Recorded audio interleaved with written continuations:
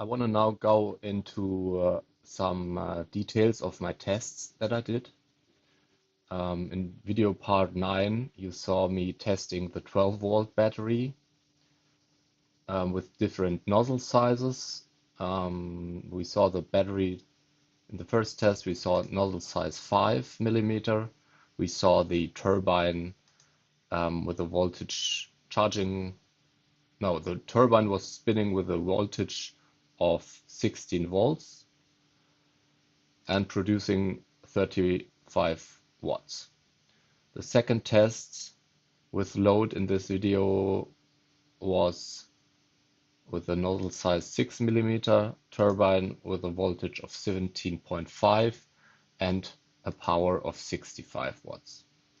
Then in part 13, I connected all of this to my 24-volt battery bank. So our battery voltage is 24 volts. The turbine with a 5 millimeter nozzle was at 29.3 volts, and we got a power of only 26 volts, which is, when we compare this to the power output with a 12-volt battery, we have 9 watts less, which is minus 25%. We did the same test with nozzle 6 millimeter.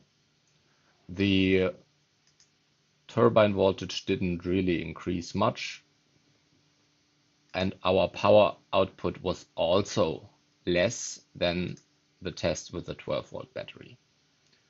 This time not as significant as with the 5 millimeter nozzle, but still minus, let's say, minus 14%.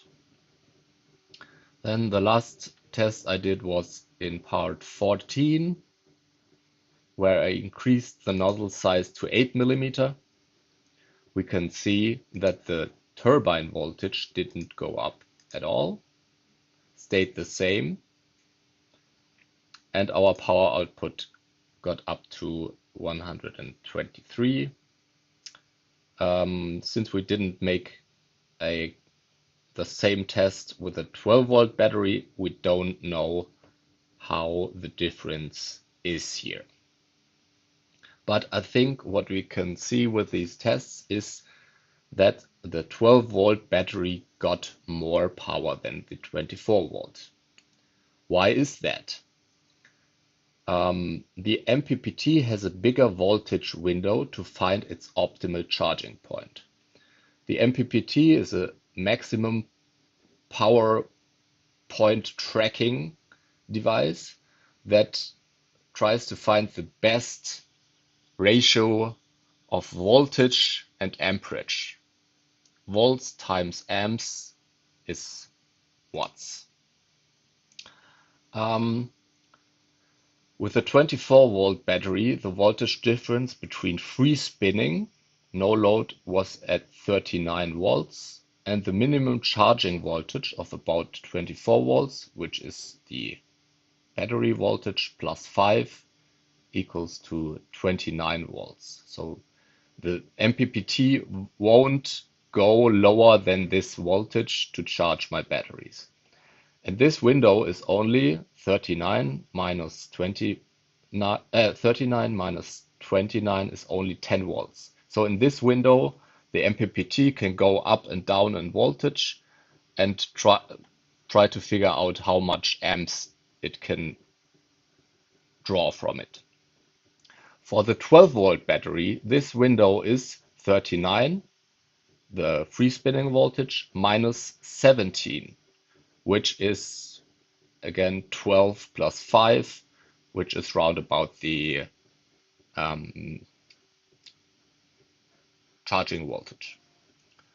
And this equals to 22 volts, which is almost double as big as the window for the 24-volt battery.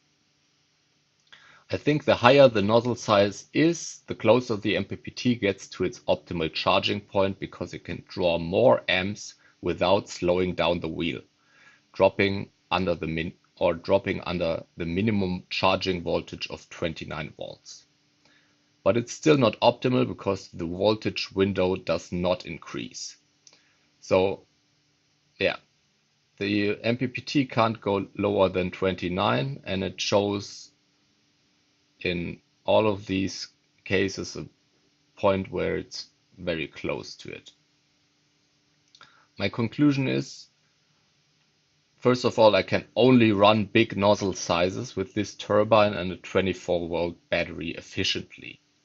I can run small nozzle sizes, but we see that it's not very efficient. I could get more power out of it, but the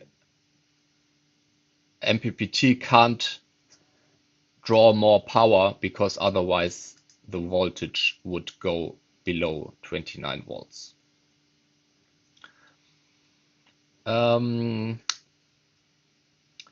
So we need to increase the voltage of the turbine. How do we do that?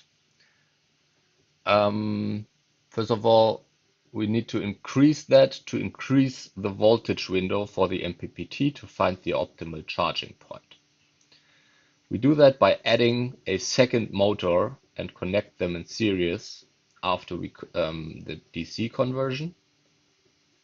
That means we connect motor 1, motor 2 in series, and the free spinning voltage increases.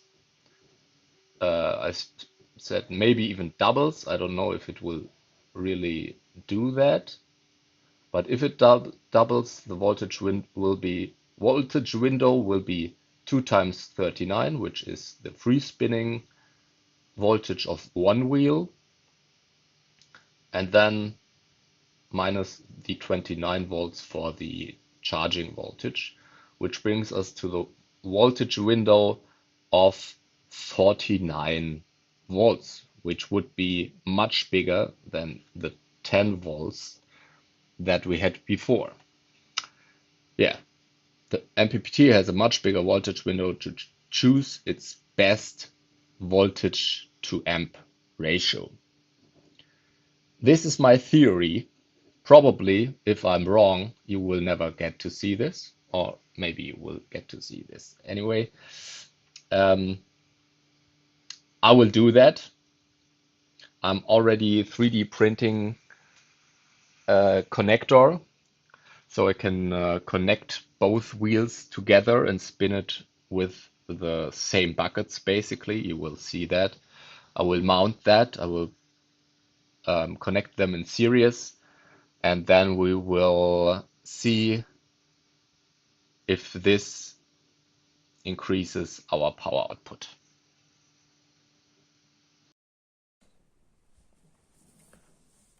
I want to make a short sketch of what I'm planning to do with the Pelton turbine.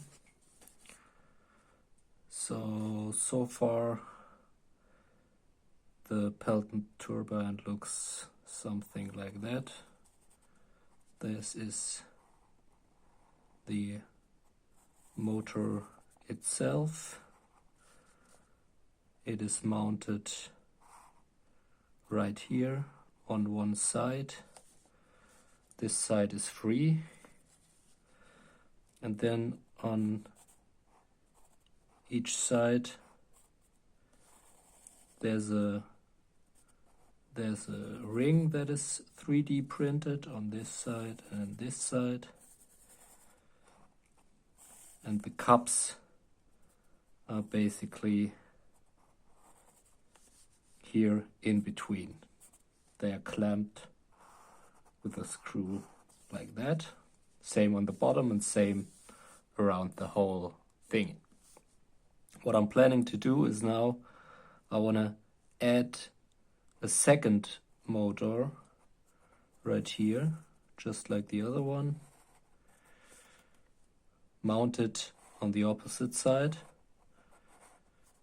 So now it's not only free floating here in the air, but it's mounted on both sides, which is better, I think. And now to connect these two, I've printed another one of these rings. I'll mount it on this one, and the screw that holds the cups and the rings together, I just make a longer one that now goes completely through with a nut here and a nut there. Same on this side, maybe one more in the middle, so and on the opposite side, so a total of 4. And then both of these hoverboards will be connected through these rings, and the jet will still be spraying on this side, on the same cup. It would be optimal if the cups would be exactly in the middle, but to do that I would have to change the complete design, and since I did not do the design, this would be a lot of effort, and all the rings I've printed so far would go to waste. So with this version I just printed one more ring and have to change some of the screws, and then this will be mounted like so on an aluminum frame.